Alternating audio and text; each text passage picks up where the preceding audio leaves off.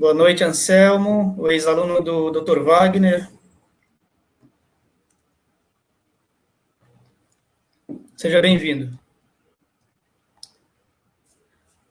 Bom, creio que possamos dar início, Wagner. O pessoal, enquanto isso, vai chegando, vai se acomodando. Então, oficialmente, boa noite a todos que nos acompanham pela página do GGL Advogados. É um prazer, mais uma vez, tê-los aqui.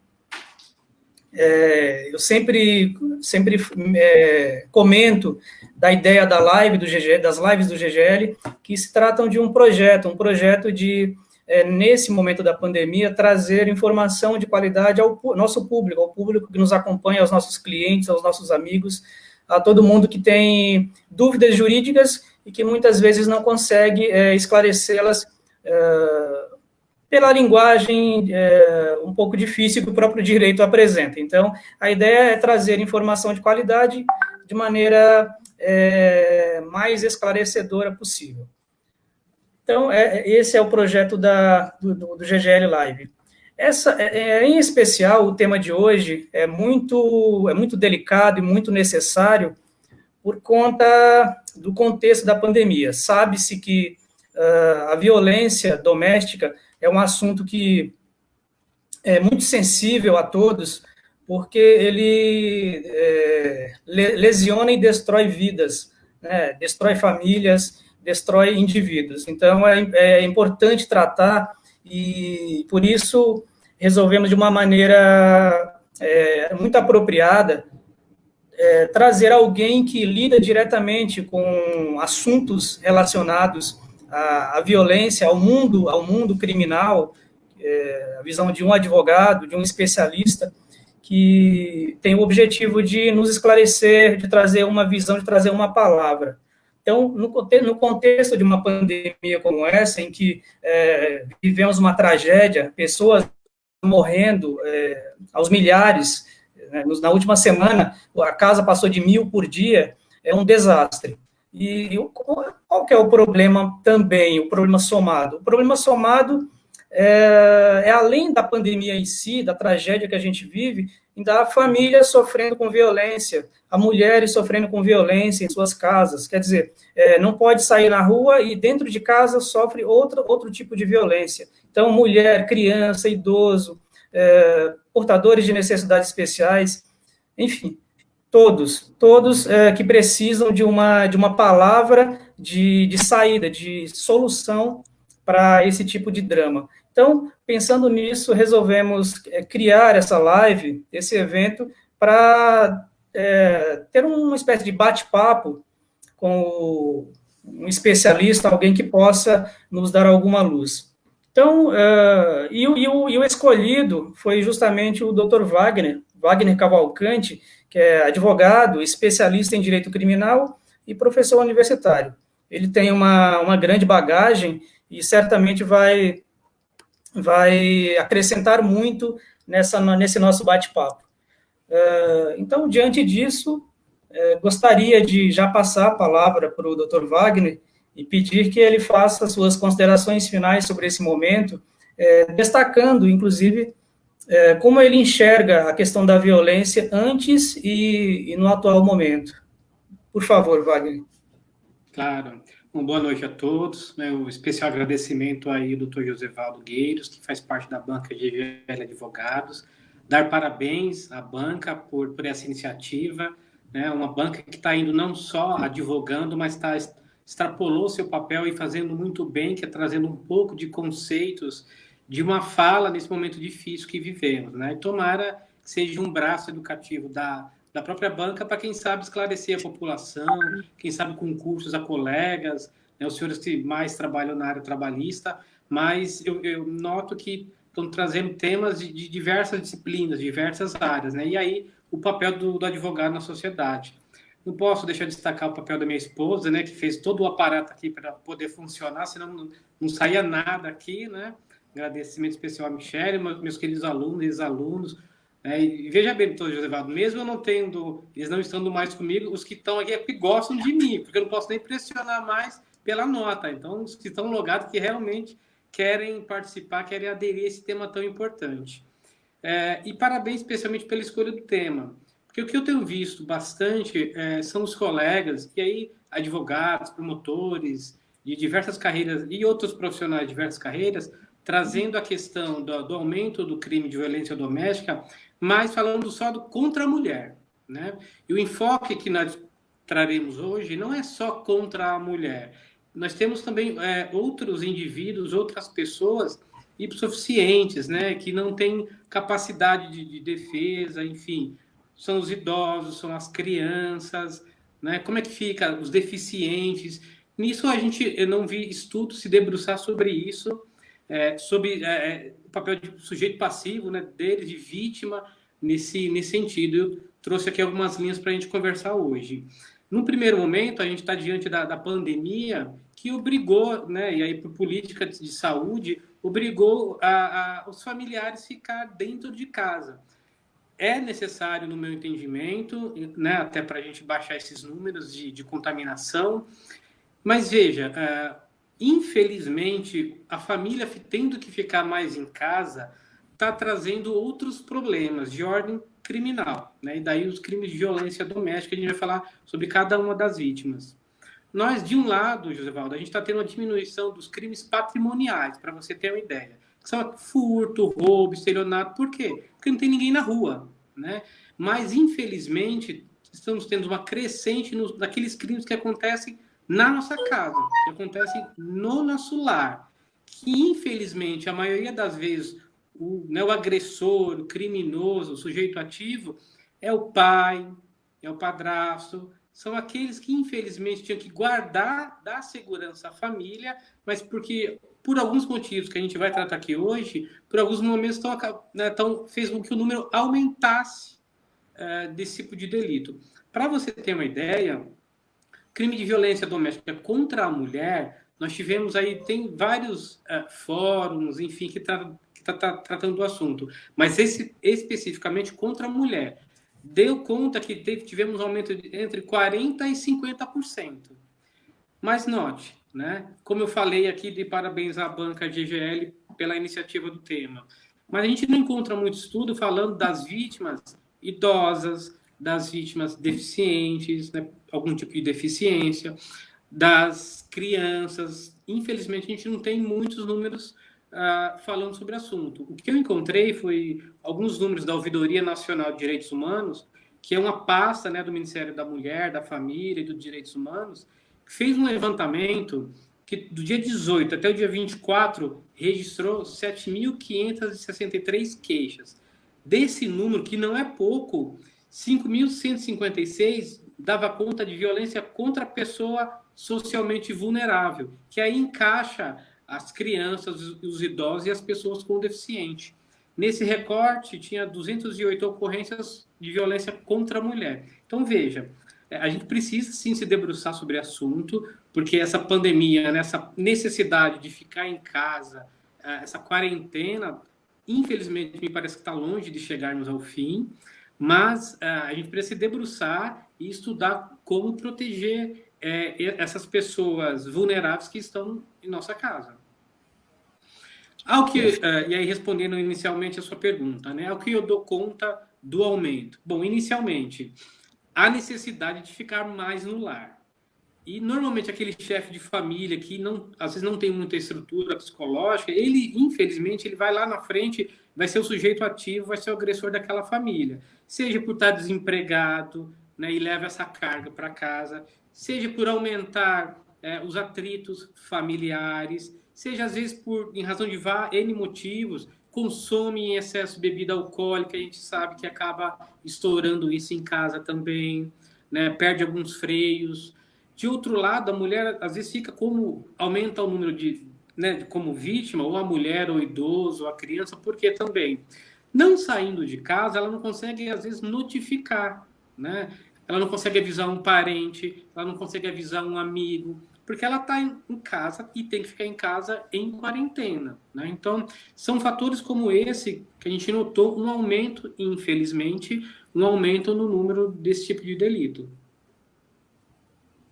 Perfeitamente, perfeitamente. Bom, pelas primeiras palavras do Wagner, vale, assim, eu quero reforçar que o convite a você foi muito bem pensado, justamente porque você tem essa sensibilidade de, assim, nós somos profissionais do direito, mas nós entendemos o direito como uma compreensão mais ampla, né? Não é simplesmente pensar na lei fria. Existe a violência é um fenômeno complexo. Tem um elemento jurídico presente, né? Que é a questão de como proteger. Mas, assim, o que permeia a violência são diversos fatores que outras ciências também vão tentar explicar. Nossa obrigação aqui, nosso domínio é sobre quer dizer, nosso não seu, que é especialista no direito criminal, tentar enxergar os contornos do fenômeno da violência e tentar criar uma saída, uma solução para as pessoas que, no caso, você como advogado representa, né? Então, até pegando um gancho, sem querer te contar, claro, já, José, claro. normalmente a gente ensina, né, que o direito penal, isso é do passado e eu acredito nisso, né? Tem que ser usado como última ratio, né? O que é isso? Quando as outras esferas, quando a educação não resolve, quando as outras áreas do direito não resolvem, aí a gente tem que tratar com o direito penal, né? Não é como prima ratio, ou seja, a gente não tem que fazer lei para regular toda e qualquer conduta. A gente tem que fazer lei, em especial penal, tipificar condutas como crime, quando já ultrapassou a questão de educação, quando outras áreas do direito não conseguiam regular aquela conduta. E aí a gente precisa pensar em direito penal. E mais ainda, a gente não pode pensar só na medida punitiva, não é mesmo? Nesses casos, por exemplo, que eu citei, né? O agressor, embora a parte das pessoas que não se dedica a estudar ou que não tem um mínimo de conceito, enfim, o popular acha que aquele agressor é só, aspas, pau no réu e pronto. Mas a gente precisa pensar o seguinte, essas pessoas que são agressoras, se elas não forem tratadas, elas vão receber a medida punitiva e quando sair, provavelmente reincidirão. Se a gente não tratar essa pessoa, claro, a vítima precisa ser tratada sempre, mas se a gente não tratar o agressor, ele vai voltar seguramente a delinquir, né? E o que eu defendo também, né? Antes de a gente pensar em pena, a gente precisa pensar em educação, né? Infelizmente, esses delitos que são cometidos contra a família, veja, quase 100% das vezes é um pai, é um parente. Que suporte será que ele teve? Como é que foi a educação dele, né? E quando a gente imagina a prática de um crime, seguramente alguns freios morais na convivência familiar foram quebrados, né? E aí vem a delinquir, infelizmente. Perfeito. E tem também o fato de, né, assim, são fatores diversos, mas alguns podem talvez explicar essa questão da violência que não é apenas na pandemia, ela é anterior e já era muito alta antes da pandemia. Com a pandemia, me parece, pelos números que nós vemos diariamente no noticiário, nas pesquisas, que houve extrapolou, né, o número de casos de violência. E um dos elementos disso que assim, eu atribuo é a questão a gente vive numa sociedade patriarcal, né, onde existe aquela presença ainda, onde a mulher ainda é considerada, tem um papel, é colocada num papel inferior, infelizmente, muito embora a mulher tenha avançado já em direitos, em conquistas, mas ela ainda é colocada num papel submisso, enquanto o homem ainda é aquela figura de autoridade que deve prevalecer. Então, tem essa coisa do passado ainda, de uma sociedade baseada num sistema em que a mulher ela tem um peso menor na família, ela é inferiorizada. Então, nesse sentido, acho que essa questão do patriarcalismo, ele tem um elemento de soma nisso aí.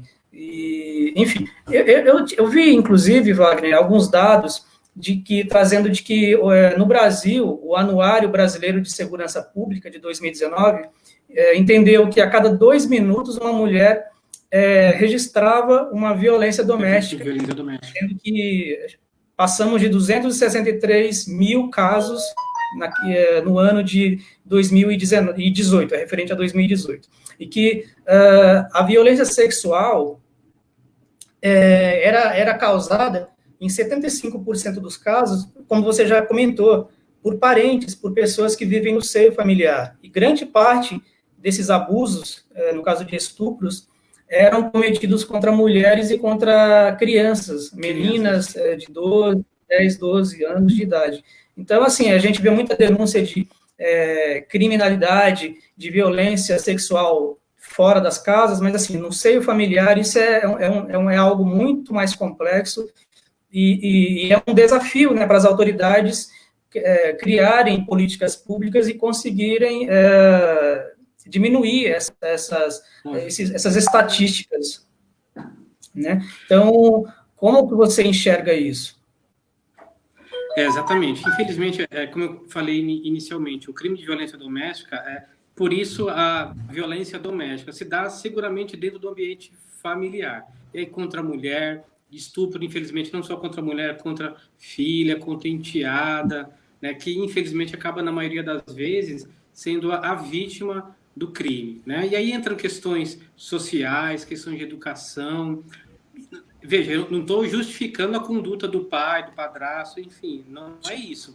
Mas a gente não pode tratar isso também só como pena, porque eu fico pensando aqui, um pai, um padrasto desejar mal um próprio filho, um próprio filho de sua esposa, ele seguramente precisa de tratamento. Aqui no Brasil, infelizmente, a gente trata só como pena e não tem nenhum tratamento para ver o que aconteceu, em que momento da sua vida esses elos foram perdidos, porque é instinto paterno proteger a sua prole, proteger seu filho, a sua filha, e não fazer mal, especialmente cometer um delito sexual, né?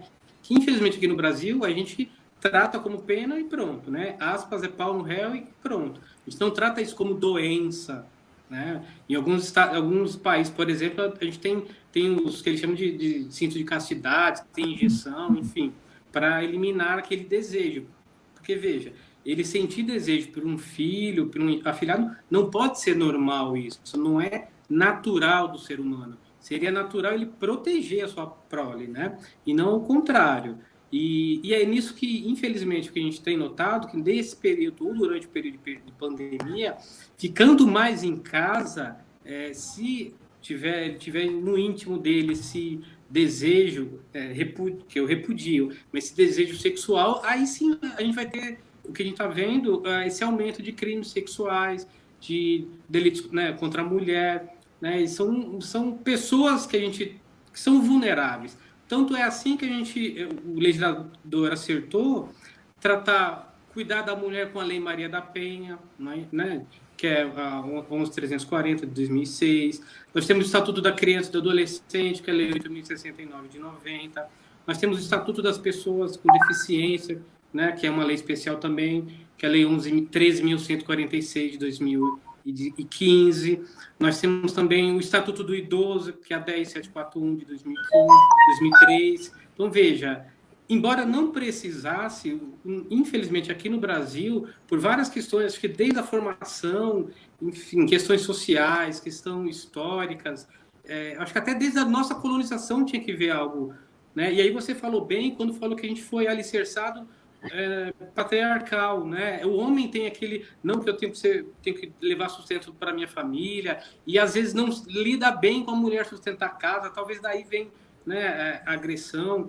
E vejam, infelizmente aqui às vezes é uma questão cultural, às vezes a mulher fazendo função idêntica ou superior, ela ganha menos que o homem, né? Então a gente está longe de ver esse tipo de superação, né? São fatores que eu não tenho dúvida que agrega e pode sim justificar não, ou ser um fato predominante na violência doméstica. Explica. Exatamente. Exatamente. O machismo, né, dentro dessa discussão aí de patriarcal, o machismo tem um elemento muito forte, né? A mulher, ela sofre uma violência física, uma violência psicológica, muitas vezes uma violência pelo fato de ser mulher, como no caso do feminicídio, né, que recentemente foi regulado. Como você enxerga a questão do feminicídio, sobretudo nesse momento? Existem números de que houve aumento? Como que isso tem sido? Tem, exatamente. Então, os estudos que estão sendo mais eficazes são exatamente esses. Quais sejam, da violência doméstica contra a mulher, né? E aí entraria violência física, violência moral, violência psicológica, violência patrimonial, né? E aí destacaria também, né, quando chegar ao final, de cometer a violência, o feminicídio, que é ou tentado ou consumado, que é quando, por questão de gênero ou mulher, infelizmente o homem acaba, né, acometendo a sua esposa, a sua namorada, ou alguém que ele tem convívio familiar, né, matrimonial, e por questão de gênero acaba cometendo o homicídio. E aí, de fato, eu acho, na maioria das vezes, como eu já dividi com você e com quem nos assiste, eu sou contra criminalizar excessivamente condutas, né, que eu acho que precisa ser regulado por outras áreas do direito. Mas, e aí, como última rádio, a gente precisava, sim, o poder público precisava, sim, dar uma resposta para aqueles que infelizmente, por várias questões, não enxergam, não têm limite e acabam cometendo esse tipo de delito contra a mulher, né? E aí eu conversava hoje até com uma psicóloga, dividindo alguns assuntos, e ela dividindo até essa questão do feminicídio. Infelizmente, na maioria das vezes, esse tipo de conduta não se dá com a única, e aí é até bom a oportunidade de falar, não se dá com a única ação do homem. Começam com o quê? Com ofensas morais, começam com pequenas agressões, às vezes até agressões mútuas, né? Um bate no outro, e aí eles vão se separar, mas aí volta, e aí tem questão também da dependência financeira, tem a questão que às vezes ela fala, não, a mulher às vezes fala, né? Às vezes com a autoestima baixa, não trabalha, só ficou em casa, eu que devo ter feito algo de errado, né? Se ele me bateu, acho que a culpa é minha. E às vezes pensa, não, se eu separar, eu vou ver do que. Né? Se eu denunciá-lo, ele vai preso. Quem é que vai pagar o aluguel? Quem é que vai pagar a comida das crianças? Então, tem várias questões, ainda que a Maria da Penha dá todo o amparo, mas é difícil isso, né? A mulher pensar, hoje eu tenho um homem que me bate, e amanhã, se eu denunciar, ele está preso, como é que eu vou viver? Né? Isso, infelizmente, faz a gente tem com essas notificações, que são as violências que ocorrem e às vezes o poder público não fica sabendo, né? E aí é óbvio, o homem está errado, né? Acho que no primeiro momento que ele sentiu o desejo de agredir fisicamente ou até moralmente ou por falar sua esposa, ele precisa fazer tratamento, precisa fazer terapia, precisa saber administrar isso, porque na maioria das vezes ele acaba não enxergando freios, né? Perdeu o freio moral, às vezes xingou, aceitou, bateu, voltou, ele acaba não enxergando freio. Infelizmente, é isso. E acaba, às vezes, indo para... Com 2 minutos, ele acaba a vida da família inteira, né? Tira a vida da esposa, acaba com a vida da família, deixa os filhos sem mãe, né? E é uma questão cultural, é uma questão também de um homem ver, às vezes, que precisa de ajuda. Por isso que eu falei que não é só penalizar, não é só... isso, né, o feminicídio aumenta consideravelmente a pena.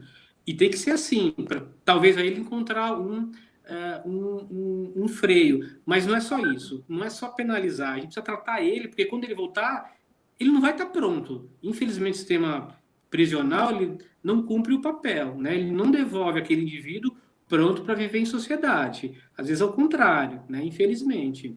E a gente até sabe que dentro do sistema prisional, aquele que mexe com criança, aquele que mexe com a esposa, não é bem visto sequer pelos outros, né? Pelos outros presos.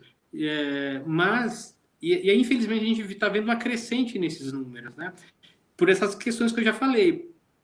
Principalmente para o casal, o homem está ficando mais em casa, por estar se esgotando, né? Como ninguém sai, se esgota o poder de denúncia, né? De busca de ajuda da mulher. Que às vezes ela fala para uma amiga, ela liga para alguém, porque ir para a delegacia já é difícil, né? A pessoa fica com medo. Associações que normalmente ajudam muito estão fechadas por causa da pandemia. Então, como é que a mulher pode denunciar? Mas tem que denunciar, né? Mas ela pode pensar, vou denunciar alguém e depois vou voltar para o seio familiar, e se demorar a medida protetiva, o que eu faço? Né? Mas tem que ligar 180, isso não é dever só da mulher, é dever de todos que vislumbram isso, né? Tem que ligar o 90, tem que denunciar no 180, tem vários canais aí que ela tem e deve procurar ajuda, porque uma vez que o homem levantou a mão para a mulher, 100% das vezes, infelizmente, não vai ficar só aí. Esse ato vai se repetir, e daí, quem sabe, ele consuma o homicídio aí, chamado de feminicídio.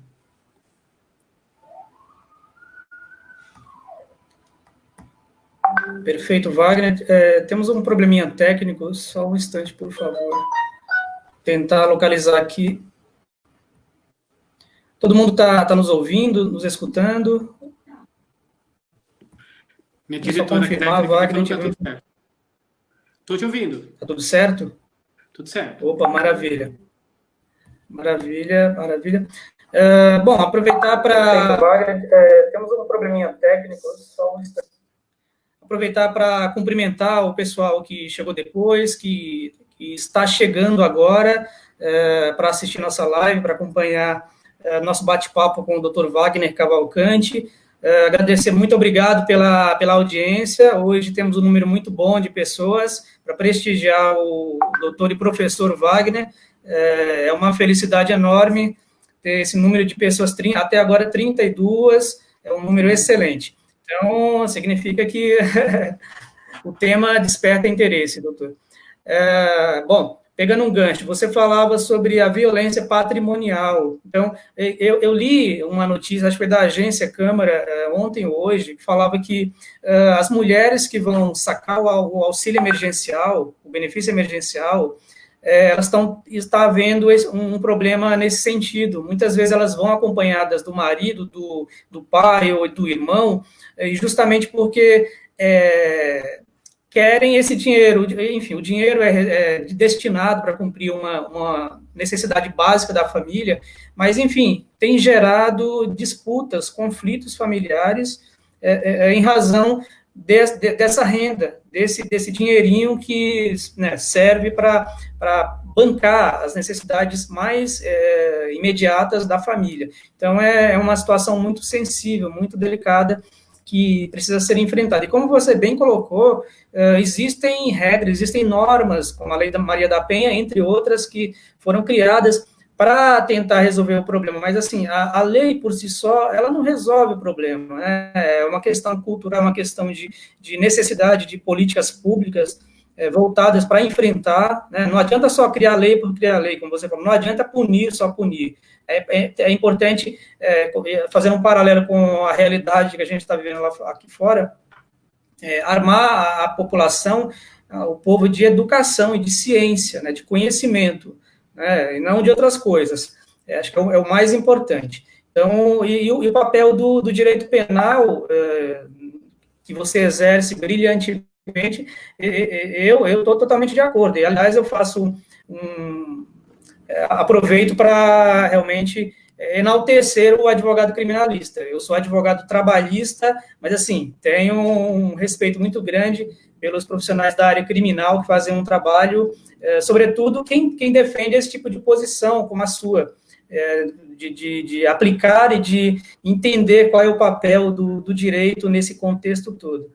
Então, eu realmente lamento todo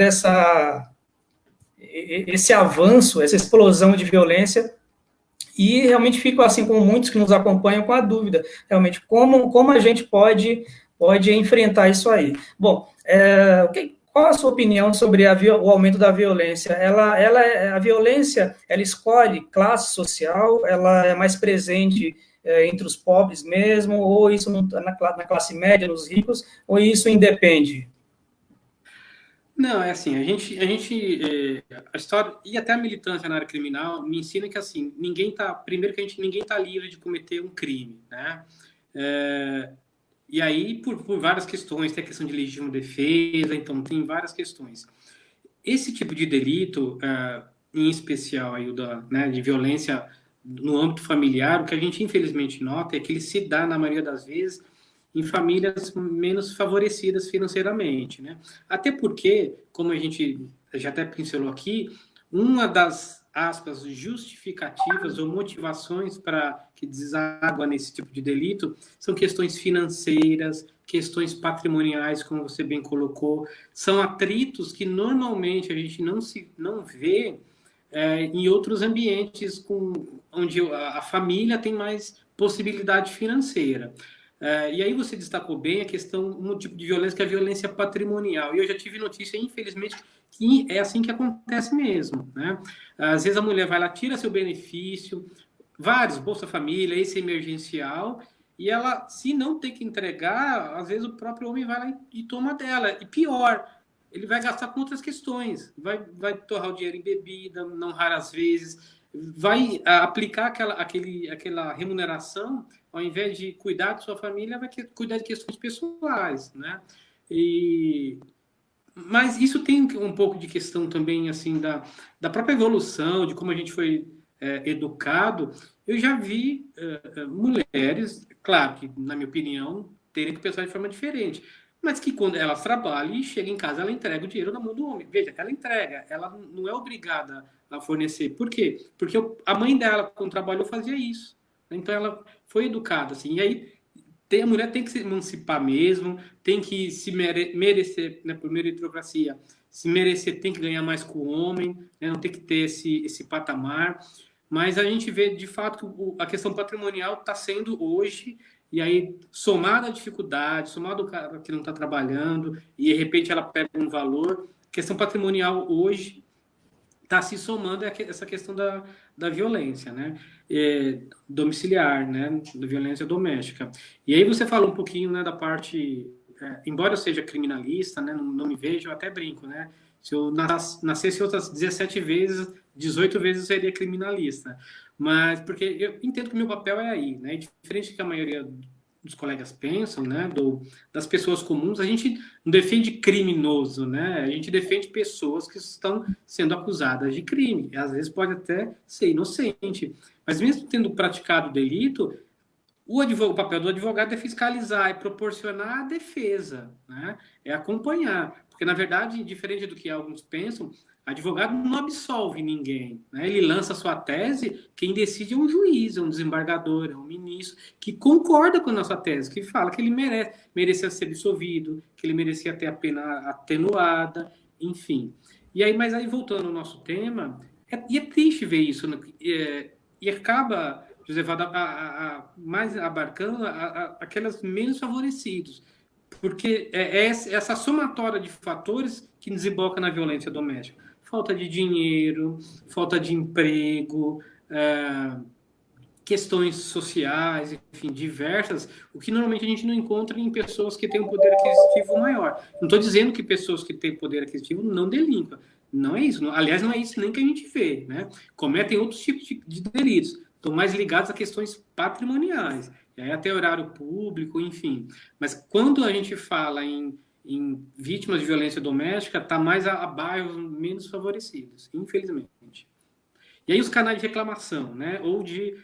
Assim, a gente qualquer vizinho pode ligar, né? Tanto é que na história da Maria da Penha, nós já tivemos algumas alterações. Eu lembro que eu trabalhava, logo no início da carreira, cheguei a trabalhar em plantão, né? Como representante da OAB. Naquela oportunidade, fazia crime de violência doméstica, fazia uma primeira audiência. E nessa primeira audiência, a mulher podia pedir para prosseguir a ação, ela podia pedir para dar uma paralisada e em 6 meses decidir se voltava ou não, ou ela podia pedir o arquivamento. Infelizmente, na maioria esmagadora, as mulheres pediam para não ter mais o processo. Então, às vezes ela chegava lá, se via que teve algum tipo de agressão, enfim, mas na grande maioria das vezes ela desistia de prosseguir com a ação. Isso com o tempo mudou. Com o tempo a mulher precisou representar, ou seja, faz a notificação em delegacia, mas em algum momento do processo ela fala, olha, eu quero representá-lo, quero que ele responda criminalmente. E ainda assim, nós tínhamos casos que mulher não representava, né? Fazia lá diversos BO e não representava. Agora mudou, a Lei Maria da Penha mudou. Então, qualquer pessoa, assim que noticiar que houve lá uma violência doméstica, né, a primeira polícia, via de regra, a polícia militar vai chegar, ela conduz e terá processo mesmo que a vítima, mulher, não queira prosseguir com a ação. Por quê? Porque, historicamente, comprovou-se que, às vezes, a mulher, às vezes, indiretamente, ela se vitimiza, ela se coloca numa questão de inferioridade, que é o que não pode ter.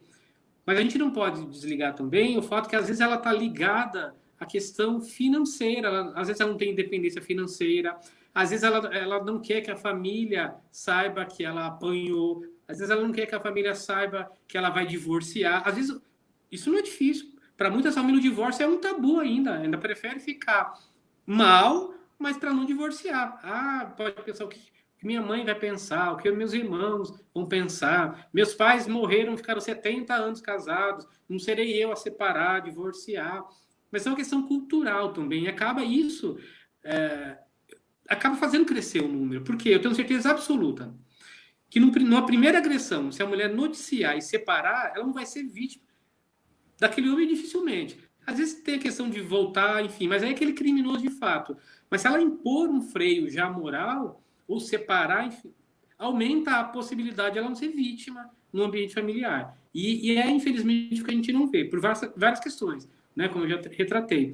Seja pela dependência financeira, seja por esse vitimismo, seja também por ela não querer, né, não se achar que poderá conviver realmente na sociedade, por esses vários fatores. Perfeito. A gente percebe, inclusive, que dentro de tudo isso, a mulher ela ainda se encontra muito dependente em relação à situação, à vida doméstica, né? Sobretudo quando ela tem filhos. Muitas vezes, realmente, é o único imóvel em que a família dispõe, e aí ela se encontra numa situação de violência, aí, que você narrou bem o procedimento, mas aí ela, por algumas razões, ela desiste, né? Muita gente julga, mas é complicado fazer julgamento, porque você tem uma realidade difícil. Né? Não tem para onde ir, não tem família que lhe proteja, que você possa se abrigar. E aí ela acaba obrigada a voltar para casa e continuar com o agressor, porque não tem outra saída, né? Existe alguma política pública nesse sentido, que você tenha conhecimento de abrigo para mulheres vítimas de violência doméstica, que fala, não, você tem como sair da sua casa e ficar um tempo em um lugar custeado pelo Estado, para que você tenha como se proteger do seu agressor. Tem sim, né? A própria Lei Maria da Penha, né? Ela impôs a necessidade de criar, porque é isso. A mulher vai denunciar o seu marido, ela não pode simplesmente voltar a conviver no ambiente familiar. Tem casos em que a mulher, na pior das hipóteses, né? Bom, primeiro tem as medidas que o juiz pode até afastá-lo dentro de casa. Na grande maioria das vezes, medida de não aproximar, enfim. Não resolve totalmente, porque ele pode pegar lá na rua, enfim. E aí, como você falou, se ela não tem uma família para lhe dar suporte, fica difícil. E às vezes é esse o motivo de ela não denunciar. Mas a própria Lei Maria da Penha, ela diz que o poder público tem que, na pior das hipóteses, se ela não tiver como onde ficar seguramente, tem que arrumar um lugar para ela ficar. Tem poucos, né? Mas existem. Na maioria das vezes estão ligados a órgãos não governamentais. Mas aí, e aí, voltando para o tema da pandemia, agora eles são fechados. Está aí também uma causa de aumento desse tipo de delito, né? Então, veja, se eu tiver que tirar a mulher, o filho dentro de casa, para onde ela vai agora? Está complicado, né? Então, assim, a gente precisa rever, né? Mas não vejo outra alternativa agora na pandemia. O que não pode ficar é silente, né? Talvez na primeira agressão já ser firme, enfim. Infelizmente, não notificar não é um remédio para não ser vítima no caso de violência doméstica.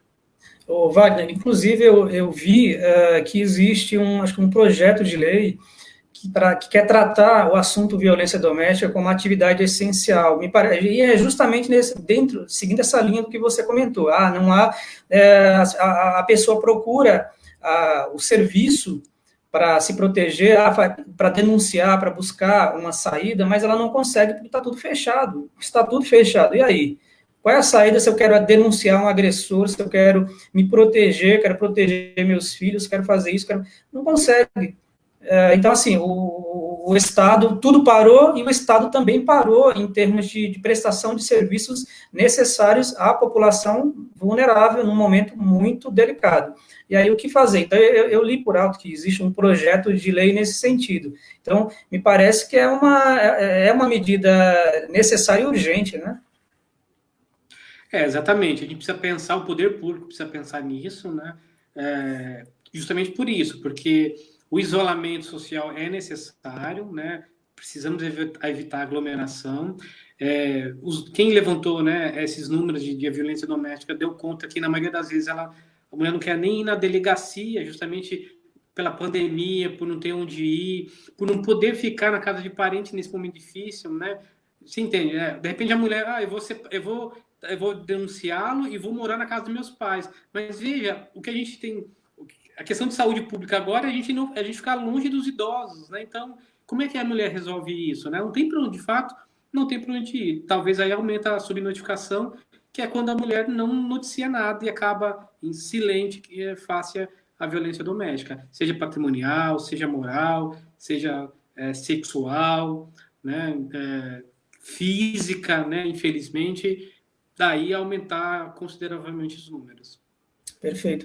Bom, quero lembrar o pessoal, quem tiver algum comentário, pode deixar o seu comentário aí, e daqui a alguns poucos minutos entraremos na fase das perguntas, e o Dr. Wagner responderá. Eventuais perguntas que não sejam respondidas durante a live serão respondidas após. Então, fiquem à vontade, e mais uma vez sejam bem-vindos o pessoal que chegou agora por último. Eu percebo que há ainda pessoas que está chegando para prestigiar esse evento, e de forma que a gente agradece esse prestígio. Wagner, um outro ponto desse assunto diz respeito aos idosos e crianças, porque assim, a mulher é vulnerável dentro desse contexto que a gente está discutindo, só que assim, o idoso e a criança, me parece que eles ficam numa posição ainda mais dependente, né? Sobretudo o idoso, a criança, a pessoa portadora de necessidades especiais, numa situação de isolamento social. Bom, sem isolamento ela já está vulnerável, mas com isolamento, muito mais. E aí eu acho que ela tem um potencial em dobro de ela sofrer uma violência, e isso ser muitas vezes abafado, não chegar em quem deveria chegar, numa autoridade para solucionar, para tirá-la daquele problema, né? Então, como você enxerga a questão desses grupos mais vulneráveis diante desse momento? Tá, importante sua pergunta, né? Como eu disse no início da nossa fala, a gente não tem números, grandes estudos tratando exclusivamente da criança, do idoso, do deficiente. Só tem da Ouvidoria Nacional de Direitos Humanos, que destacou um número relevante, então eu acho que os entes públicos tinham que se debruçar, estudar, e daí é importante, destaco mais uma vez o papel, né, da sua banca, da GGL, em trazer esse assunto à baila. São sim, né, porque, como eu disse inicialmente, são vítimas potenciais dentro do ambiente familiar. Então, dentro desse estudo da ouvidoria, deu conta de que aumentou, infelizmente, o caso de abuso sexual contra criança. Infelizmente, por quê? Porque o pai está em casa, o enteado está em casa, enfim, não está indo para a escola, ele não está indo trabalhar. Então, aquele que, infelizmente, tem esse potencial criminoso, infelizmente, para cometer esse tipo de delito, ele está tendo mais oportunidade, né? Porque as pessoas não estão saindo dentro de casa, estão ficando mais dentro de casa. Aí, se ele tem esse viés criminoso, especialmente nesse tipo de delito, aumenta a possibilidade e a oferta de ele cometer o crime, infelizmente. Nessa mesma esteira, os idosos, os deficientes, né? E veja, repito, né? São pessoas hipossuficientes, né? São vulneráveis. Tanto é assim que merece uma lei específica, né? E penso que assim, nem precisava, mas a gente foi construindo dentro do ambiente, no Brasil especialmente, que a gente precisa ficar preso a questões sociais, educacionais, às vezes não dá conta. Você precisa fazer uma lei para falar que tem que fazer daquele jeito, né? Preciso fazer, né, exemplificando o caso deficiente, eu preciso fazer uma lei para falar que se ele sai de cadeira de roda, tem que ter rampa, tem que ter banheiro, tem que ter estacionamento, não basta falar. Preciso fazer lei, preciso falar que, olha, se não fizer, eu vou multar. Eu preciso fazer lei para falar que o idoso, seu pai, seu avô, aquele que cuidou de você, merece respeito seu. Que você não pode, né, lesá-lo patrimonialmente, que o que ele fez por você, que é te dar alimentação, estudo, você tem que fazer o mesmo por ele, que é dar um mínimo, a forma de que ele sobreviva, né? Que ele continue, né? Não seria nem retribuição, mas é desumano. A gente vê casos, e é assim, essas vítimas, na maioria das vezes, o sujeito ativo, aquele que pratica o crime, é o pai, é o filho, é o primo, é aquele que na maioria das vezes foi criado pela vítima. Então, veja, né? Então, infelizmente, isso cresceu, né? Agora, como coibir isso, né? Como coibir? É a denúncia, não tem outro jeito, né? A denúncia. Para você ter ideia, o Estatuto do Idoso trouxe até um tipo específico, que é quando a pessoa pega o cartão às vezes, para receber o benefício do idoso e saca. É um tipo, tem que ter. Isso acontece pouco? Não, acontece direto. Pega lá a senha, né? E vai lá, saca o benefício e devolve o cartão. Depois fala, não, ele que gastou, não sei de nada, né? Mas veja, precisou de uma lei para fazer isso. E difícil, porque o idoso normalmente ele vai confiar a quem? A seu neto, a seu filho, e são esses que voltam a ser os agressores, né? O sujeito ativo desse tipo de crime. Na mesma esteira, os deficientes também, né? Normalmente quem comete algum tipo de crime, de abuso, é aquela próximo, que está dentro do ambiente familiar. E assim também as crianças, também são as crianças, né? Porque aquela relação de confiança, de cuidado, infelizmente, deixou de existir, né? E por algum momento ele perdeu não só o freio moral, mas, repito, né? Não tem que acobertar. Esse não é o papel do direito penal, não é isso. Mas merece pena? Merece. Mas em algum momento ele perdeu seus freios e ao invés de seguir o instinto natural do pai, de criar, de dar educação, de dar alimentação, acaba, infelizmente, cometendo delitos sexuais, né? Repito, merece pena, é inaceitável esse tipo de conduta, mas não é só pena que a gente vai tratar esse tipo de conduta. Então, eu não posso só, né, pau no réu, não só penal, eu preciso proporcionar, o Estado precisa proporcionar tratamento para ele, para que ele não volte a delinquir, né?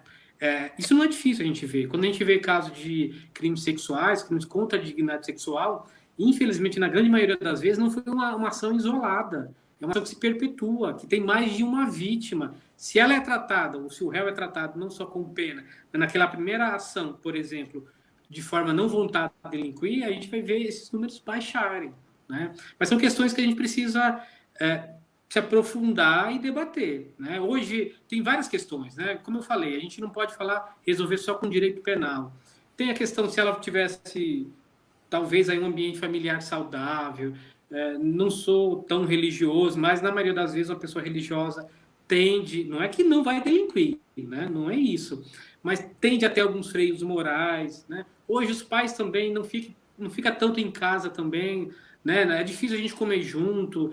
O filho hoje, quando chora, o que a gente faz? Dá o nosso telefone, dá um iPad para ele, a gente pouco conversa. E ao invés nessa pandemia, que a gente tem essa oportunidade de sentar com a família, talvez de discutir, de fazer um mundo diferente, a gente está vendo uma crescente nesse tipo de violência. O que me frustra muito, né? O que me frustra muito. E não sei se é só fazendo leis que a gente vai conseguir diminuir esse número, José Vado. Eu tenho a impressão que a gente precisa mexer mais na educação, na formação do ser humano. Tá, bom, eu estou plenamente de acordo com você, porque eu também tenho um entendimento de que o papel do direito seja realmente de transformar a sociedade de alguma maneira, né? Vivemos num sistema, num modelo de sociedade que é o que prevalece. Para que ele seja minimamente viável, é importante que as relações éticas, as condutas, as relações sejam o mais, como se diz, aceitáveis, né? E em que a convivência, que os valores da convivência sejam os melhores entre todos. Só que a gente vê que na prática, por exemplo, as crianças e os adolescentes nesse momento da pandemia estão todos em casa, né? Estão todos em casa, a maioria está em casa sem a devida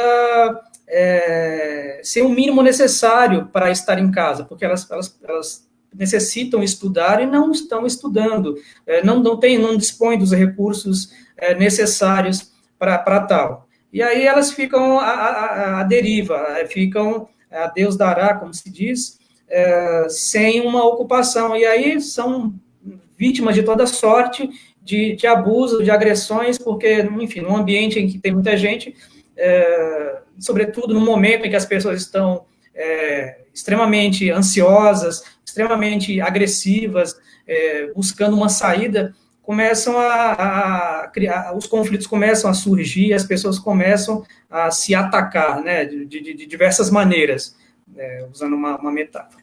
Então, infelizmente, assim, esse período da pandemia, pela necessidade do resguardo, do confinamento da família, enfim, potencializou alguns delitos, infelizmente, né?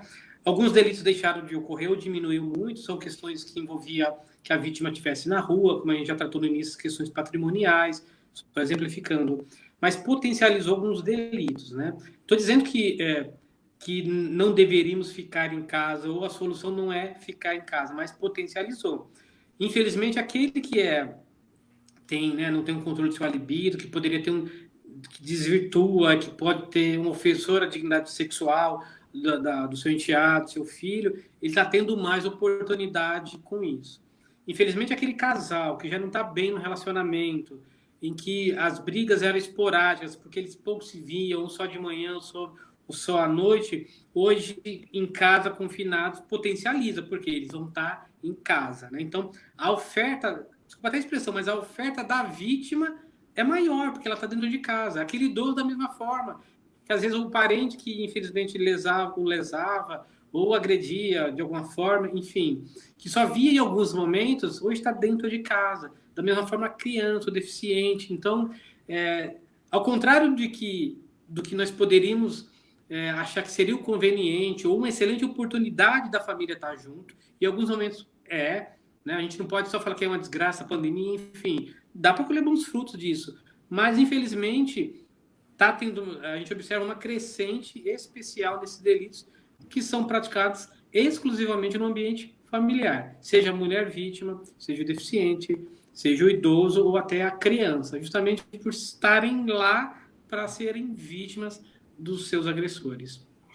Um outro tipo de violência que tem ocorrido por conta da questão do isolamento diz respeito às relações entre pais separados. Então, tem um filho que mora com a mãe, uma criança, um bebê, e aí o pai tem um determinado pela justiça ou não um sistema de visitas, e aí eles não se entendem. E aí cria um conflito, porque muitas vezes o pai quer levar o filho para minha casa, mas e aí a ex fala, não pode por conta da situação, vai expor a criança ao risco. E aí recebemos, inclusive, consulta nesse sentido no escritório, de pessoa que disse ter sido ameaçada e que precisava de uma orientação porque estava com medo de sofrer alguma retaliação do ex.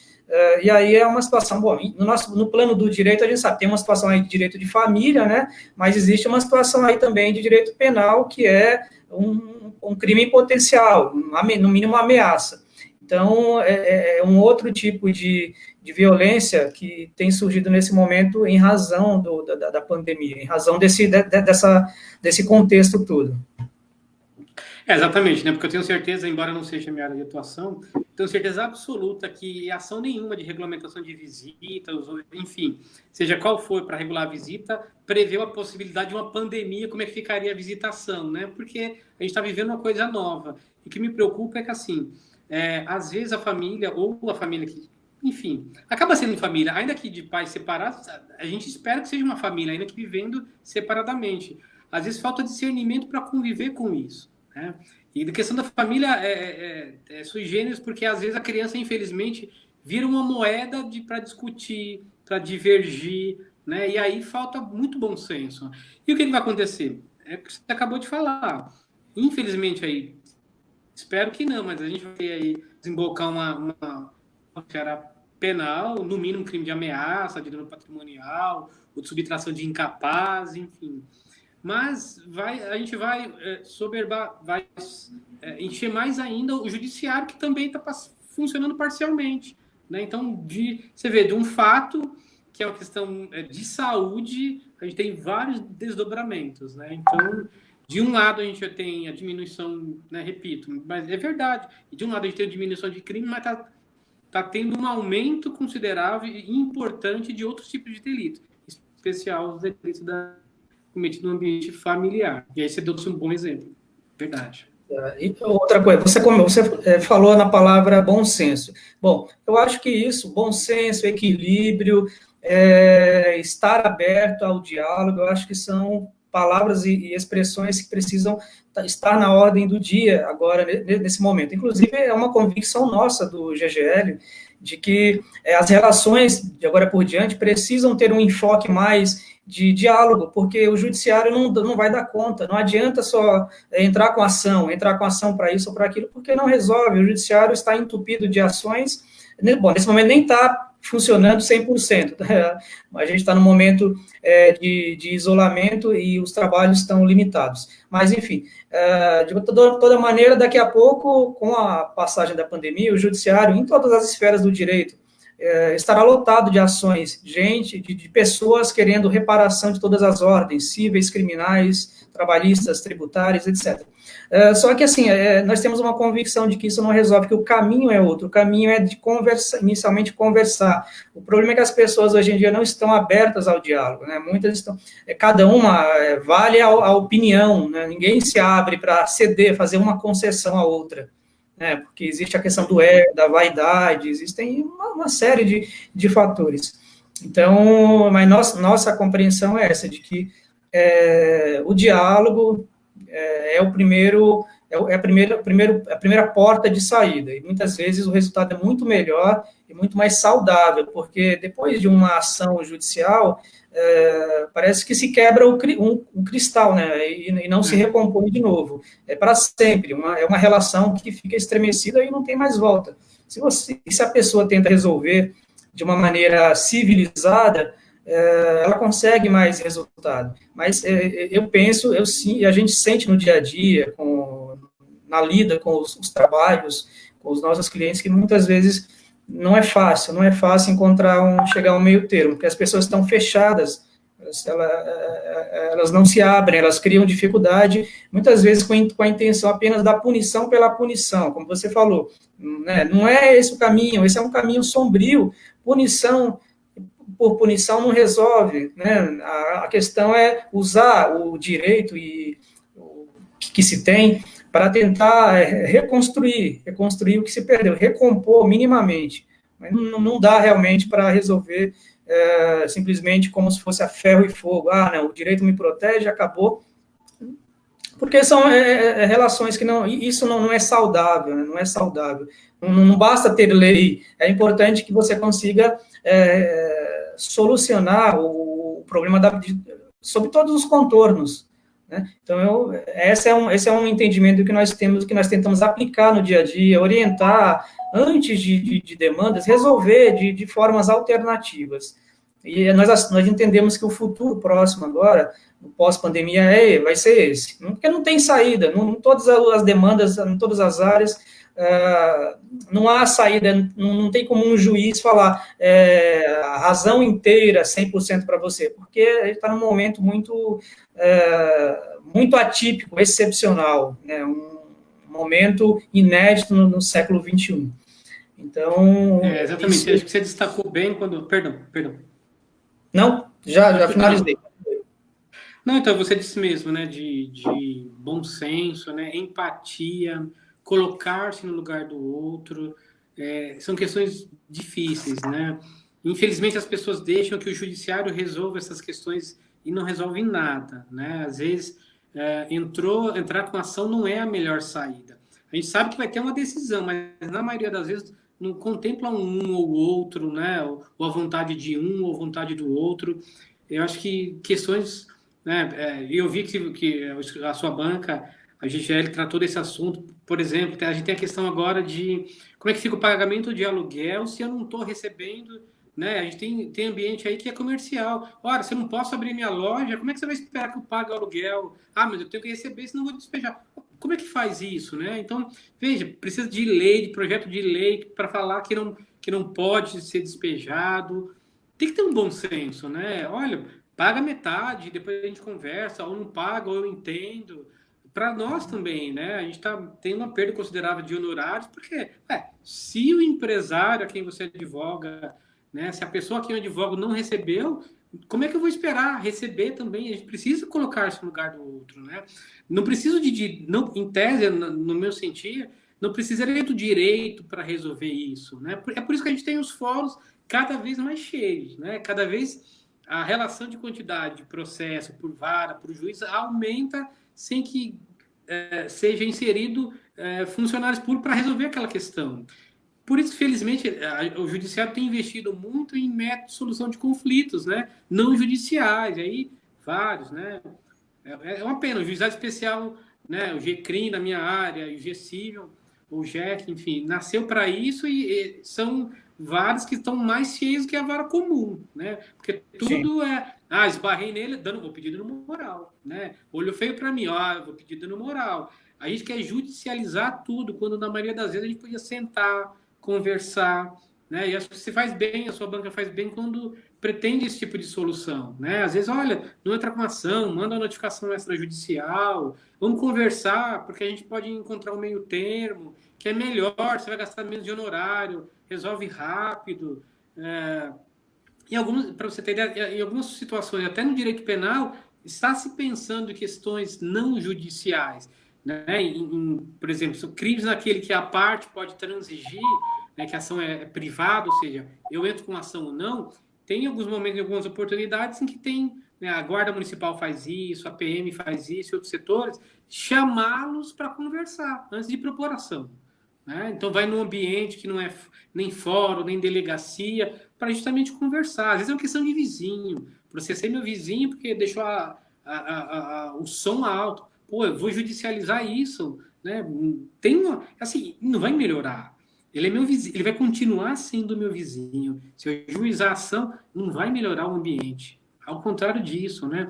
Às vezes claro que a gente sabe que tem abusos, mas talvez iniciar com uma conversa, né? Iniciar numa mesa de negociação e não procurando judicializar tudo, né? A gente tem questões também aí, crimes que veio com o projeto do Moro, projeto anticrime, se o crime, por exemplo, não é sem violência à pessoa, é até 4 anos e com outros requisitos, o promotor hoje pode, por exemplo, oferecer uma proposta de não persecução penal, ou seja, ele não denuncia, ele fala, olha, eu não vou te denunciar, porque denunciar vira um processo, eu vou ter mais um processo no judiciário. Eu não vou te denunciar, mas você vai cumprir alguns requisitos, né? Talvez ressarcir a vítima, prestar serviço para a comunidade, por quê?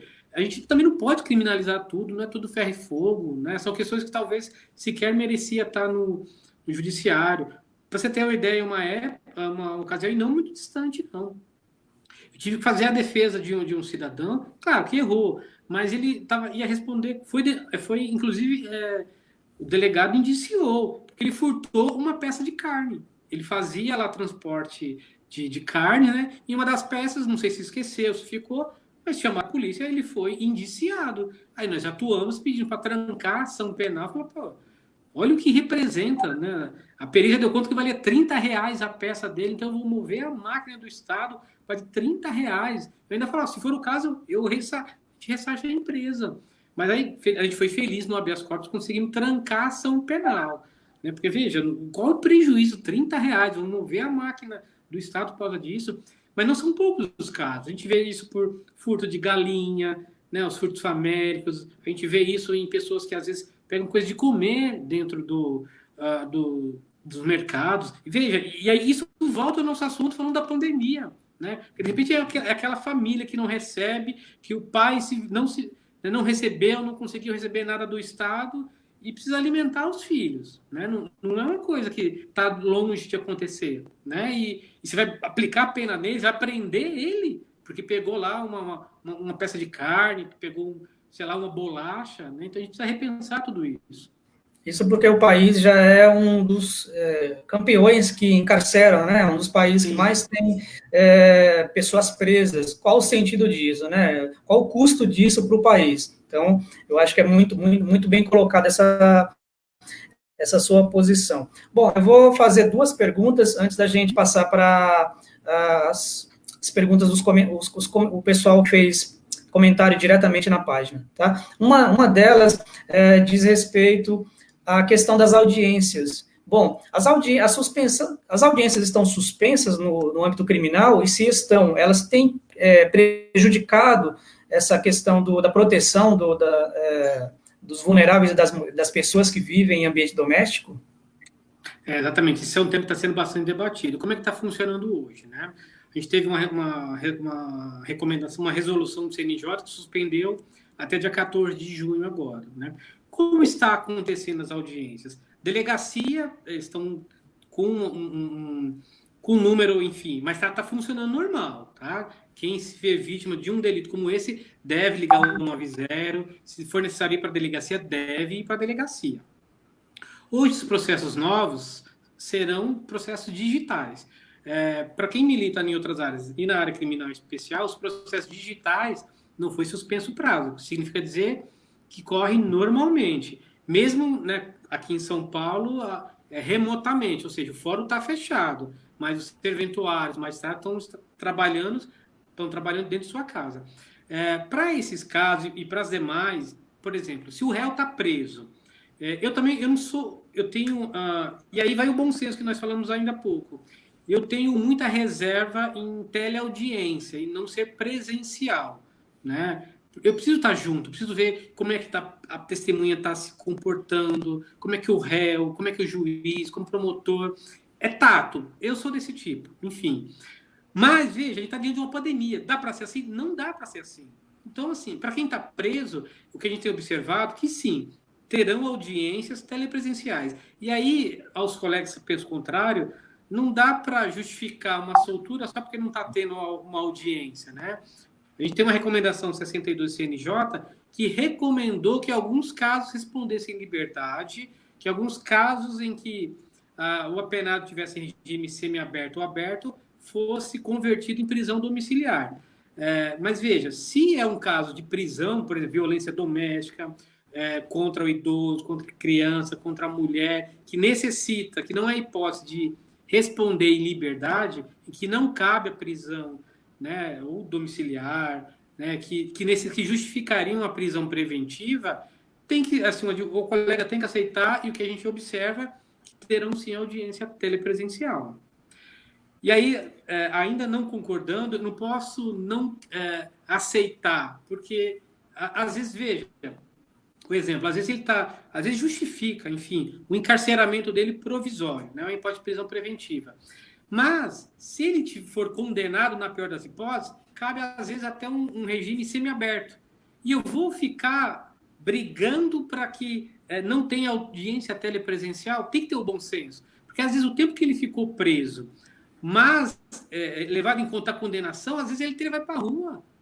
Ele é condenado, mas vai para a rua. Então, ficar esperando acabar a pandemia para ter de volta uma audiência presencial, aí precisa, talvez, todas as reservas possíveis a respeito a quem pensa o contrário, mesmo discordando. Nesse caso, eu vou me somar e vou aderir à audiência telepresencial, né?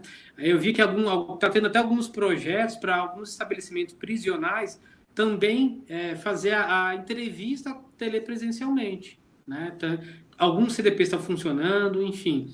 Por quê? Porque eu não posso me arriscar indo até lá, ou pior, de repente, até sem sabendo que eu estou contaminado, levar a doença a quem é meu cliente, né?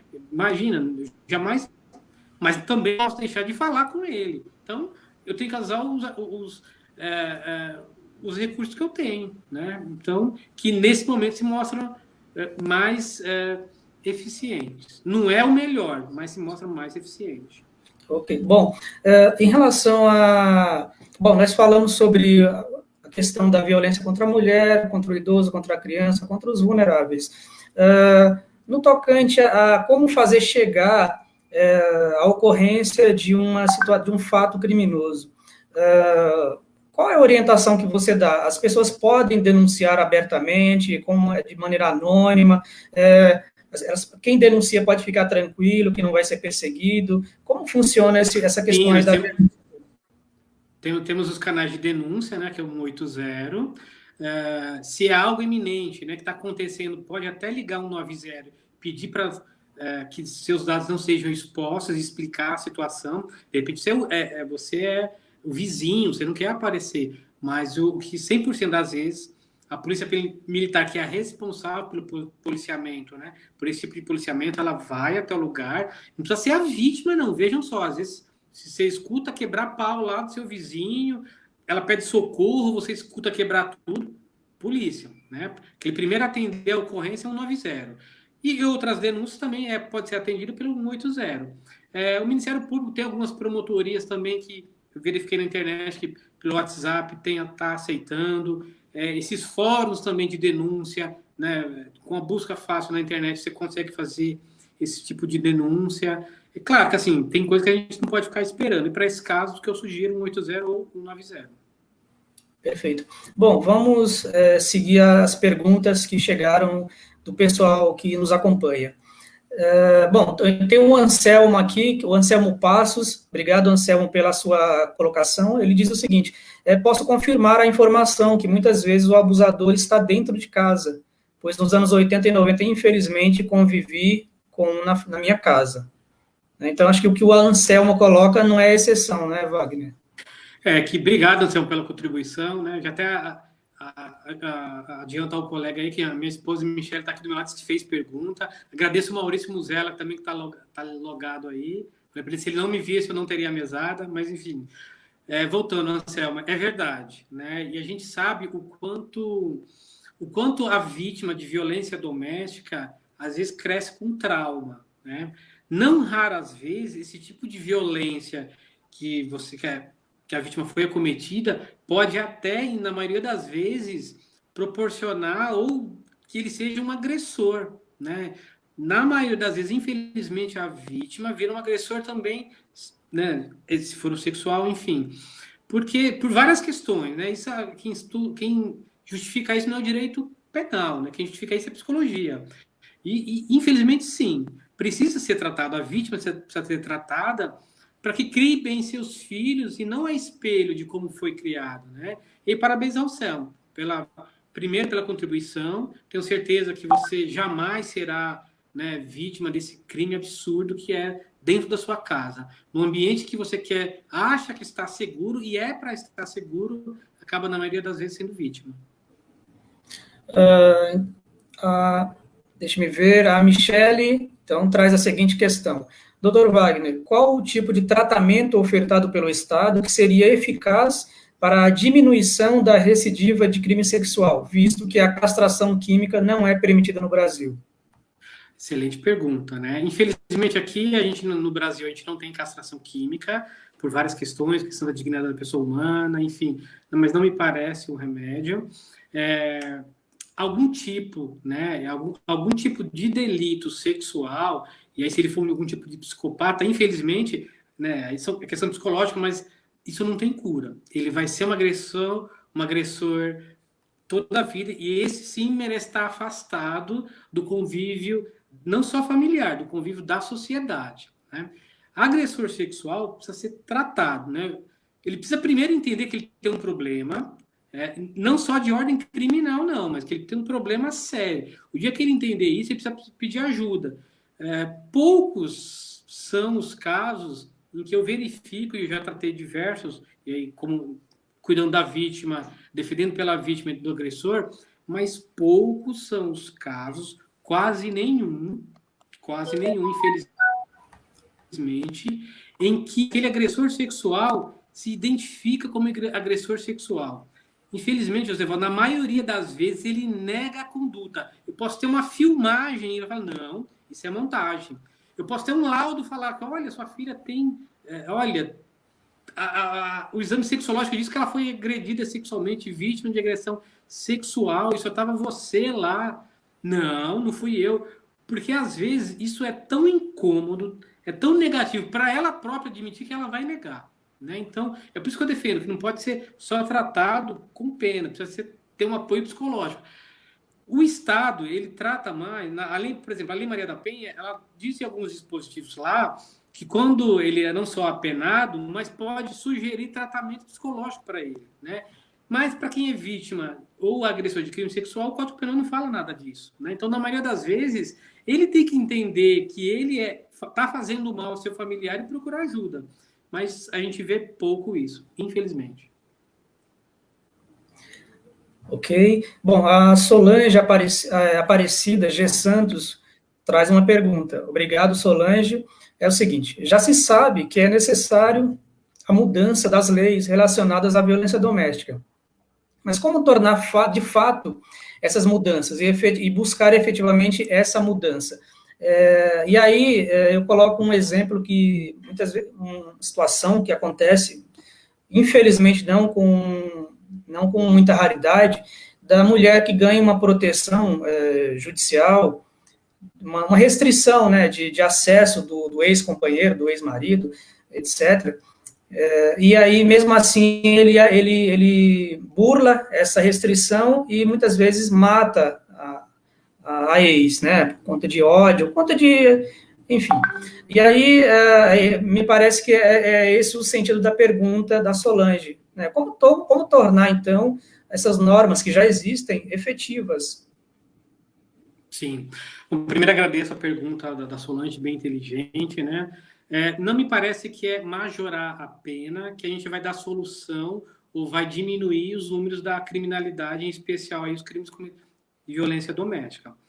Especialmente por isso, veja, a lei pode determinar o afastamento dele da residência, a lei pode determinar que não veja mais, a lei pode tirá-lo de casa. E veja, nem assim ele se vê impedido de cometer esse tipo de crime. Então, ele não tem medo de pena.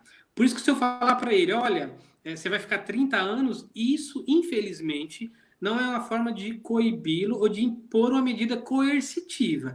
A questão é mais psicológica do que entender que eu majorar a pena, eu vou dar uma pronta resposta ou eu vou fazer com que ele não delinqua. Para você ter ideia, fazendo uma conta rápida aqui, hoje, né, autor de feminicídio vai para júri, né, que é um crime contra a vida, está lá no 121, enfim, ele vai para júri. Se ele for condenado, a pena dele vai variar entre 20 e 30 anos, feminicídio, dependendo da circunstância. Se foi tentado, por exemplo, dependendo da circunstância, dá entre 10 e 15 anos. Então, veja, não é pequena a pena. E nem assim a gente diminui o número de vítimas de feminicídio, vítimas de violência doméstica familiar contra a mulher, trazendo contra o idoso. Então, por isso que eu falo, não é só majorar a pena, não é só criminalizando tudo. A gente precisa investir em educação, a gente precisa especialmente tratar esse tipo de criminoso. Porque, veja, uma conta rápida, dá para ver que o direito penal não está dando resposta para ele, para esse tipo de situação.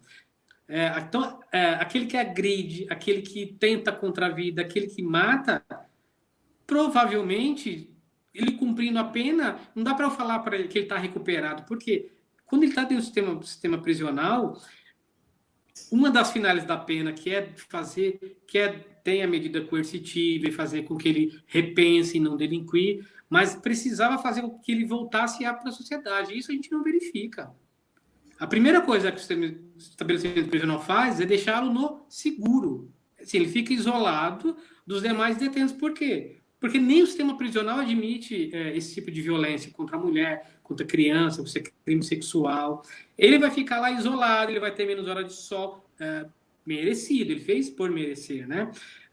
Ele vai tomar menos hora de sol, normalmente o parente não vai querer visitar. Você acha que ele vai voltar apto? Você acha que a pena resolveu isso? Então, Solange, na minha opinião, minha singela opinião, não é criando outros institutos penais, não é majorando a pena que a gente vai tratar esse cidadão, esse delinquente.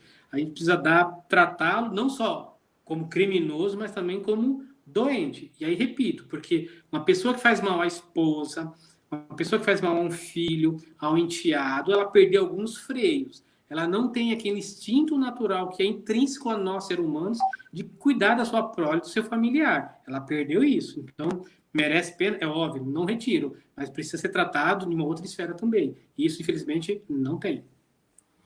Bom, vamos para as duas últimas perguntas. Caso surjam outras, responderemos fora do ao vivo, tá, pessoal? Uma tem a ver diretamente com essa sua linha de raciocínio. Então, a Maria Luísa Facuri pergunta, e aliás, obrigado, Maria Luísa, pela pergunta. O senhor acha que a escuta especializada seria importante nestes casos também? Beijo, Maria Luísa. Maria Luísa é uma amiga, uma colega professora, psicóloga. Olha só a pergunta que ela dá para a gente, Evaldo. Com certeza, Malu, para os íntimos, né? Me permita assim dizer. Não tenho absoluta certeza, né? Eu acho que... E aí vem de encontro, quase respondendo a pergunta, né? A gente não pode só penalizar, a gente vai imputar pena se ele praticou a conduta. Mas algumas condutas a gente pode perceber, e aí é o trabalho do psicólogo, do psiquiatra, perceber que ele é um potencial agressor, seja sexual, seja da mulher. Eu não tenho dúvida disso, né? Eu acho até que em determinados momentos o psicólogo pode vislumbrar que aquela mulher vai ser vítima de um crime sexual, de um crime do âmbito de violência doméstica, e talvez dar apoio e de alguma forma para que ela exteriorize isso, né? Não que ela fique lá no seu âmbito familiar sem notificar isso. Por isso, sim, eu acho que precisa de apoio, a vítima precisa de apoio, mas a gente precisa tratar especialmente antes que o crime se consuma. Né? Eu preciso, de alguma forma, e aí vem, né, respondendo a pergunta, de alguma forma proteger a mulher, a vítima de violência doméstica, antes da prática do crime.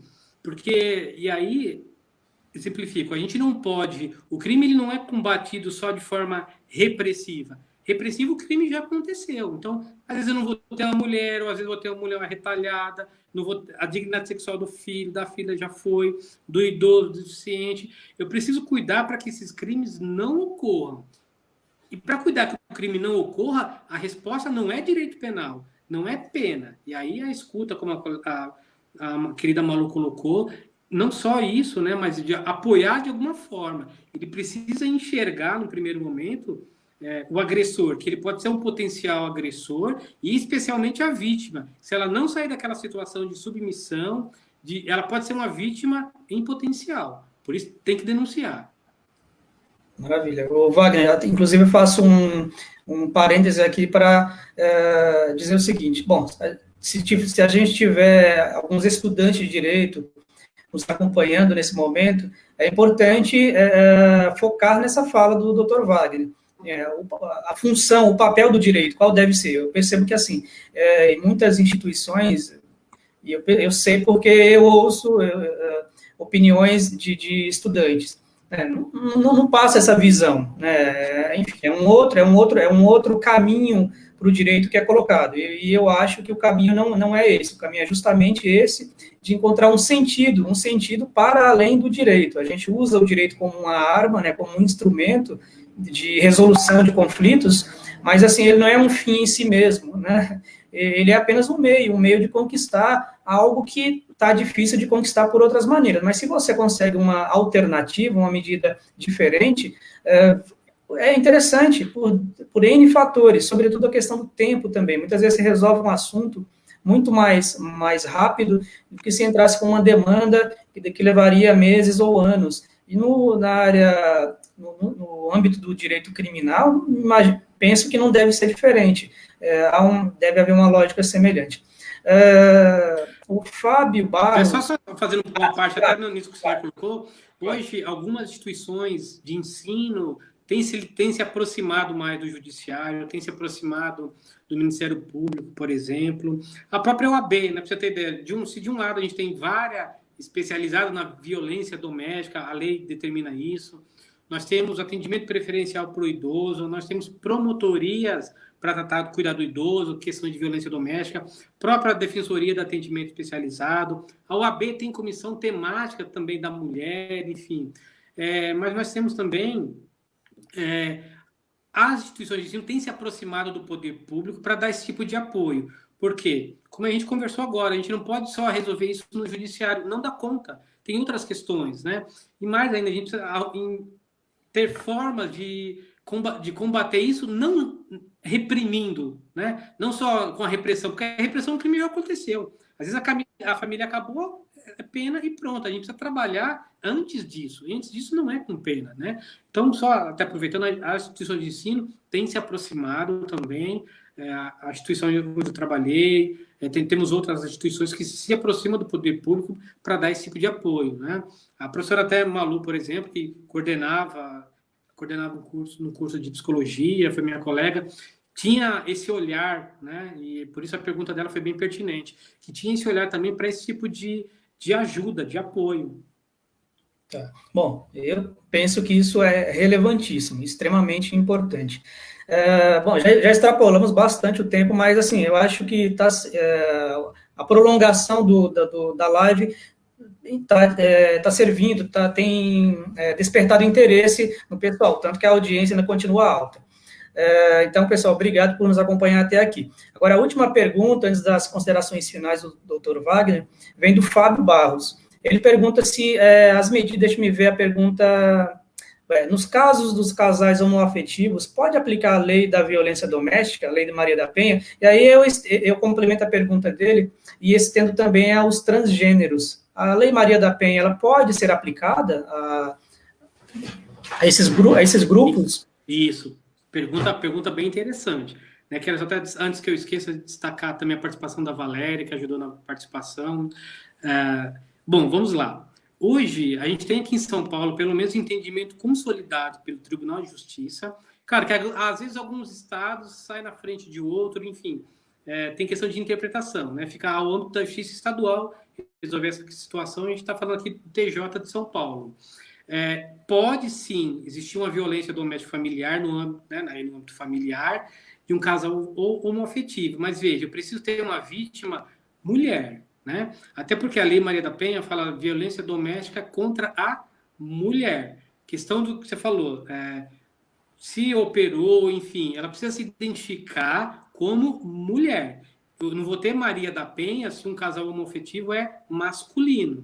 Eu não vou ter aplicação da Lei Maria da Penha aí. Mas operei, se for um casal homoafetivo, de 2 mulheres, por exemplo. Ou ainda, se de repente, seja por operação, transgênero, enfim. Seja, se ela se identifica como mulher, ela pode vir a ser acobertada aí e ser vítima de violência doméstica. É assim que está decidindo o Tribunal de Justiça de São Paulo, que é o nosso órgão se precisar, né? E o STJ tem decidido nesse mesmo caminho. É só para entender, então, só o nome social já basta para efeito de receber a proteção da Lei Maria da Penha? Por exemplo, não há... Se com o nome social ela se identifica como mulher, né, ela tem que se identificar como mulher, porque às vezes as pessoas confundem questão patrimonial, né? Sim. Questão patrimonial a gente sabe que aí pode ser homem, enfim. Mas para a aplicação da Maria da Penha, precisa se entender, ela precisa se aceitar, assim, ou mostrar para os outros, seja por operação ou não, que ela é mulher, tá? Então, com operação, agora ela é uma mulher. Então, eu posso aplicar a Lei Maria da Penha para ela. Certo. Assim, a gente está longe de caminhar para uma passividade nisso. Mas em São Paulo, o certo ou errado está decidindo assim, ela precisa ser identificada como mulher. Perfeito. Bom, nos encaminhamos para o final do nosso evento. Vou lhe passar a palavra para as suas considerações finais e também aproveitar e pedir que destaque o seu contato para o pessoal que nos acompanha, caso queiram contatá-lo para esclarecer alguma dúvida, enfim. Então, por favor, aliás, quero antes disso agradecer a sua presença aqui na live, eu acho que foi extremamente enriquecedora, desde a concepção do planejamento, eu já tinha em vista, convidar o Dr. Wagner para nos ajudar a esclarecer sobre um assunto muito delicado, que é a violência doméstica, que é um assunto muito sensível nesse momento. Então, tínhamos certeza de que teríamos um retorno muito bom, e assim, ficou acima da média no meu entendimento. E aí, bom, quero de novo agradecer a presença e pedir que faça suas considerações finais. Bom, eu quero inicialmente agradecer a ajuda, né, a presença da Michelle, minha esposa, do meu filho, Maurício está alugado também, da Valéria que ajudou, da Malu, né, Maria Luísa Facuri, que é uma grande amiga minha, dos alunos, ex-alunos também que entraram, né, e não foram nem coagidos, veja bem, não foram nem coagidos, não precisa nem falar que é tirar ponto, né, e aqui não são mais meus alunos, mas trago aqui um agradecimento especial ao colega, que é da banca GGL Advogados, Dr. Josevaldo Gueiros, que ainda que extrapolou, né, a função da banca que trata de assuntos trabalhistas, mas quis trazer assuntos caros, não especial período de pandemia, né, porque a gente nesse período está tendo que se reinventar, né, as aulas mudaram, a forma de trabalhar mudou, e eu percebi que a banca tem trazido assuntos afetos não só ao estudante de direito, mas especialmente a sociedade, e daí a verificar que vocês estão cumprindo o papel da advocacia com a sociedade, né? Que não é só advogar, a gente está ao lado da sociedade, esse é o papel do advogado, né? Isso que a Constituição fala, é isso que nosso Estatuto fala, então quero agradecer demais o convite, deixar aqui, né, aos que não me têm no Face, meu nome completo, é Wagner, com W, Cavalcante dos Santos, perfil 2, tá? E aí pode me chamar, pode pedir minha amizade, eu até gosto de brincar, eu aceito tudo, pego vírus, pego perfil falso, pego tudo. Mas pode mandar mensagem por lá, que certeza absoluta que eu vou responder. Me colocar à disposição, caso queiram tratar de outro assunto, não só da pandemia, mas outra questão que a gente precisa levar à sociedade, que essa é uma das funções nossa também como advogado, né? Não é só tratar de honorários, não é só tratar de uma causa, mas destaque especialmente do que está ao lado e com a sociedade. E nisso, espero ter cumprido meu papel hoje e agradeço e tenho certeza que vocês da banca cumpriram seu papel. Deixo, então, um abraço a você, meu amigo, e aos demais sócios da banca GGL Advogados. Bom, nós que agradecemos mais uma vez, e quero só complementar que o Dr. Wagner, além de convidado, é nosso amigo e é nosso parceiro também. Então, o GGL não atua diretamente na área criminal, mas o Dr. Wagner serve como uma extensão do GGL. Então, sempre que nos aparece uma situação no âmbito criminal, ele vem e nos socorre prontamente. Então, ele faz parte também da família, de certa forma. Obrigado. Isso é um privilégio para nós. Então, pessoal, além de tudo, quero agradecer ao público presente, a todo o público que participou, ao público presente, dizer que, se puderem, os nossos internautas que ainda continuam nos assistindo, deixem um comentário, curtam nossa página, compartilhem, indique aos amigos, indique também o Dr. Wagner, façam boas referências, que são muito merecidas. Quero destacar que nossas lives permanecerão ocorrendo sempre às terças e quintas-feiras, a partir das 19h15. O próximo tema será definido amanhã. Então, amanhã divulgaremos o tema que acontecerá na quinta, às 19h15. Quero dizer também que, se puderem, indiquem assuntos, façam sugestão de pautas que o GGL vai analisar e vai produzir novos debates, novos bate-papos, para, enfim, esclarecer as pessoas que precisam de orientação nesse momento tão difícil. Que faltou destacar ainda? Deixa eu ver. Bom, quero dizer também que repetir, como na live passada, que o nosso site novo está no ar.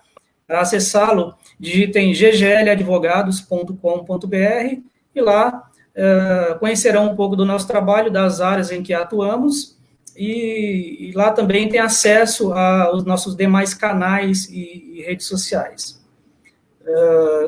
Por fim, quero dizer que o nosso escritório GGL Advogados continua trabalhando, continua na ativa, nesse momento 100% online, toda a equipe trabalhando no formato de home office. Então, qualquer dúvida, qualquer problema, qualquer consulta, nos procurem, que os atenderemos da melhor maneira possível. Ok, pessoal? Então, quero oficialmente finalizar a live de hoje, agradecer mais uma vez, Então, boa noite, muito obrigado e até a quinta-feira. Boa noite. Boa noite.